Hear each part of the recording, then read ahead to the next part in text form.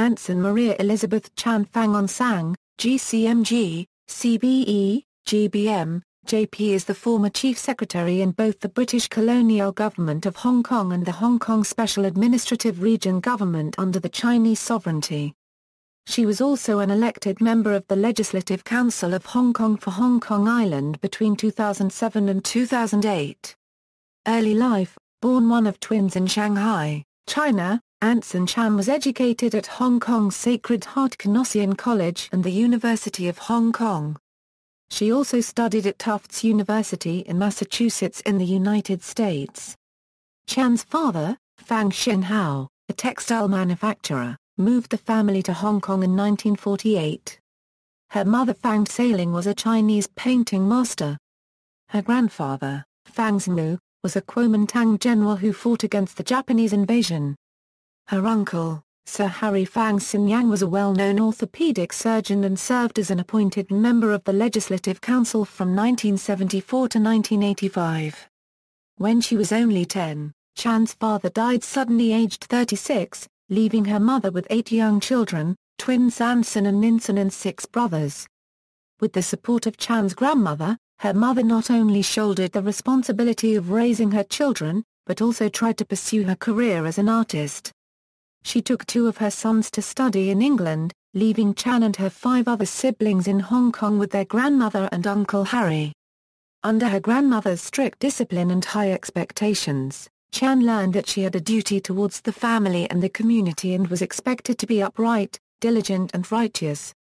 She put herself through university by working as a private tutor and for a year as a clerk at Queen Mary Hospital. In 1959, Chan entered the University of Hong Kong to study English literature. Along with studies, she was keen on amateur dramatics, and it was through this that she met her future husband, Archibald Chan Tai Wing. She began work on a social work diploma, but later changed her mind and joined the Hong Kong Civil Service in 1962, one of only 2 women to join the civil service at that time. The following year, she married Archie, who became a science teacher at St. Joseph's College. British Administration Career: Chan joined the civil service as an administrative service cadet in 1962. Her salary was reportedly 1/4 that paid to men of equivalent grade. Afterwards, she progressed to the economics section of the finance branch in 1962, followed by the Department of Agriculture and Fisheries, then the Department of Commerce and Industry, and later back to finance. In 1970, she became Assistant Financial Secretary in the finance branch of the Colonial Secretary, the first woman to attain that post. She became a senior administrative officer in 1970. During this period she helped set up the Association of Female Senior Government Officers to fight for better rights for women civil servants, notably pushing for wage parity with men. Director of Social Welfare Chan became the first female civil service director when appointed Director of Social Welfare in 1984. During her tenure, she was severely criticized by media for her handling of a child custody case in 1986, popularly known as the Daughter of Kwok A incident. An investigation by unofficial members of the Executive Council found that Chan had acted within the law in respect of her extreme powers, but recommended changes to the law and to the Social Welfare Department's procedures to prevent reoccurrence of similar cases.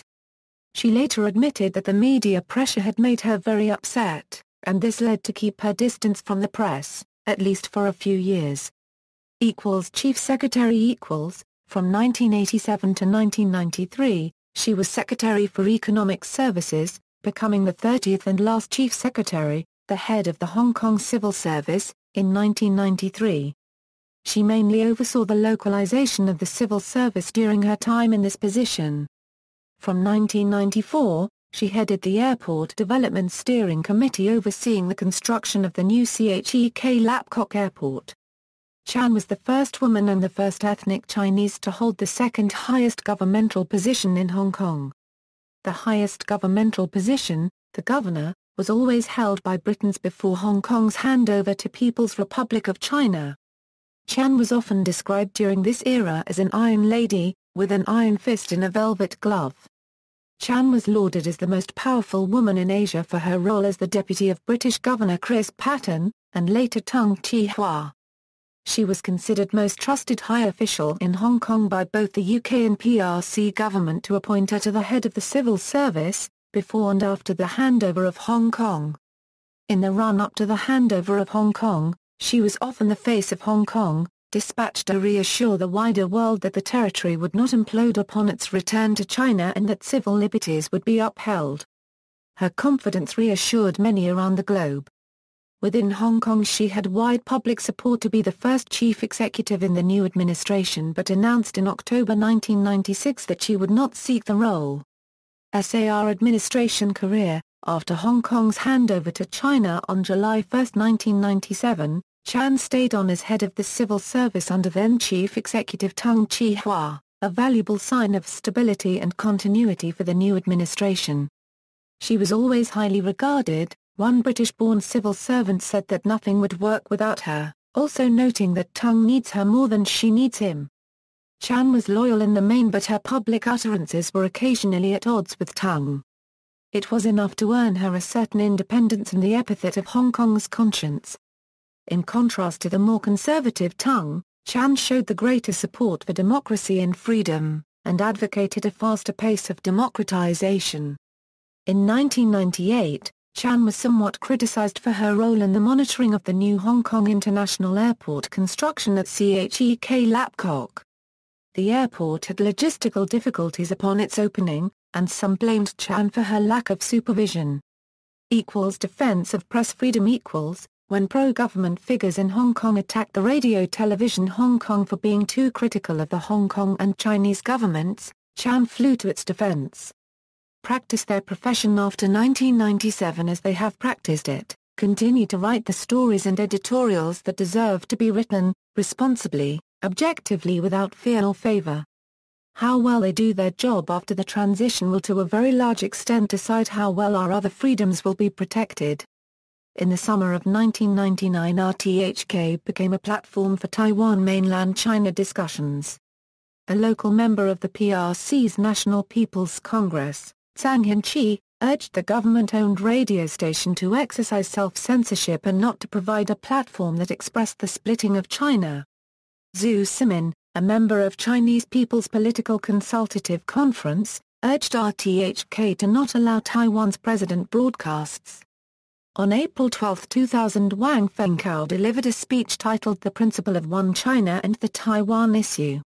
Wang hinted that Basic Law Article 23 should be enacted as quickly as possible in Hong Kong to protect China against treason and subversion.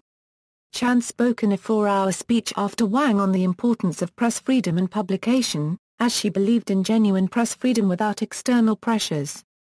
The constant criticism of mainland officials and policies was perceived by many to be one of the main reasons for Beijing to view Chan as a malefactor in Hong Kong politics.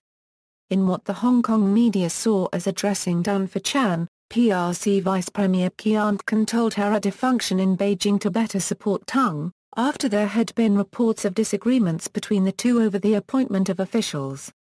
Chan agreed in 1999 to delay her retirement until June 2002. However, Chan announced her resignation in January 2001, and officially stepped down in April of the same year. Post-civil service career. After retiring from the civil service, Chan did not often show up in public. However, in December 2005, Chan participated in the protest March for Democracy, against Donald Tsang's constitutional reform package and has since participated in subsequent marches for universal suffrage. In July 2006, she criticized the Commission on Strategic Development, chaired by Donald Tsang, for being rather slow and unsatisfactory, and announced her intention to start a core group to push for taking forward the debate on Hong Kong unregistered trademark constitutional reforms. It was later announced that the group would consist of heavyweights including Alan Lee, Christine Loh, Elizabeth Boscher, Professor Johannes Chan, Chandra Nair and Lily Yan Kwan Puyiang. On September 23, 2006, in a news conference, Chan proclaimed that she would not run for the position of chief executive in 2007.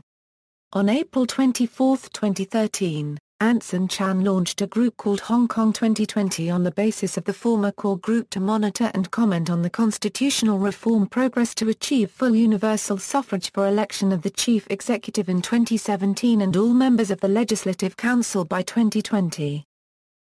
Legislative Council by-election equals. On September 11, 2007, Chan announced that she would run in the December 2007 by-election for the Hong Kong Island seat made vacant by the death of former DAB chairman Ma Lik.